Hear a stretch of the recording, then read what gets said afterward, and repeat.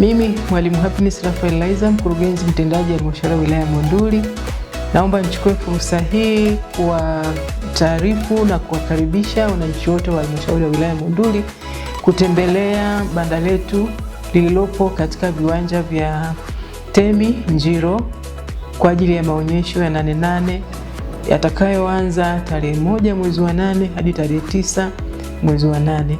Kwa hiyo tunawakaribisha wananchi wote na wadau mbalimbali wa maendeleo wa halmashauri yetu ya wilaya Monduli wafike katika banda letu la halmashauri ya wilaya Monduli.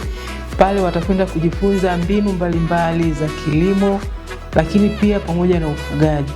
Pale kuna bustani na maonyesho yatakayokuwepo pale ni kwa ajili pia ya mazao mbalimbali kama kilimo cha ngano ambacho kinalimwa eneo la Monduli Juu.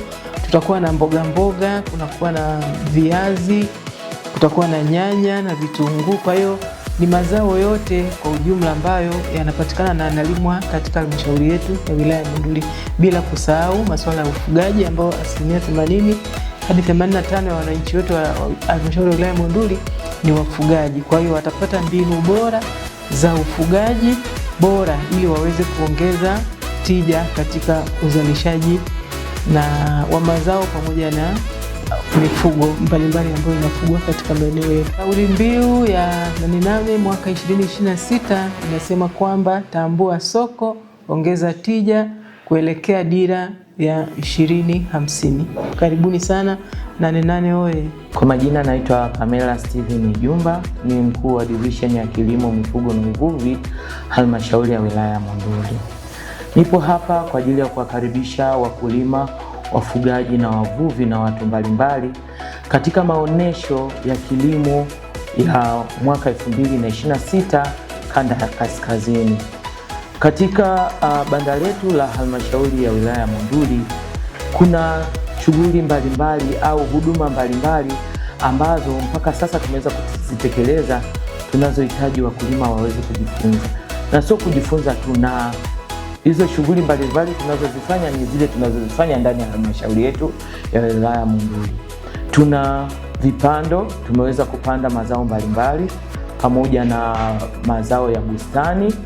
Mbali ya mazao mbalimbali ya bustani na mazao ya chakula, pia tumeweza kupanda mazao ya kimkakati ambayo yanapatikana katika halmashauri yetu ya Monduli, ambayo ni mazao ya zao la shayiri, zao la alizeti, zao la mahindi na zao la mbaazi. Baada ya hapo tuna mifugo ambayo tumeweka kwenye banda letu. Tuna ng'ombe mkubwa sana ambao hao ng'ombe wanapatikana katika halmashauri ya wilaya ya Monduli, lakini tuna mbuzi na tuna kondoo.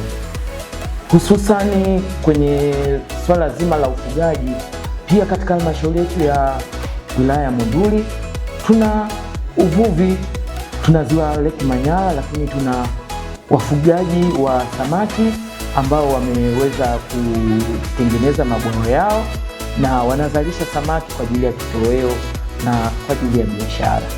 Hivyo nawakaribisheni sana wakulima, wafugaji, ili muweze kujifunza mbinu mbalimbali za kilimo, mifugo na uvuvi katika kuongeza tija katika swala zima la uzalishaji katika halmashauri ya wilaya Monduli. Karibuni sana. Kauli mbiu ya mwaka huu inasema hivi: tambua soko, ongeza tija, kutekeleza dira ya 2050.